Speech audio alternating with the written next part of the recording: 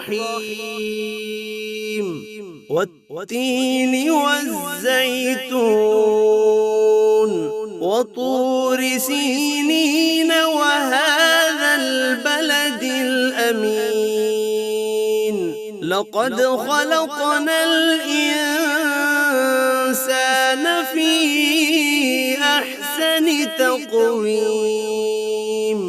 ثم رددناه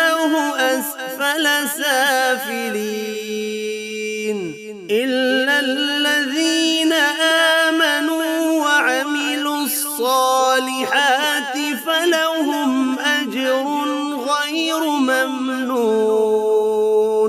فما يكذبك بعد بالدين أليس الله بأحكم الحاكمين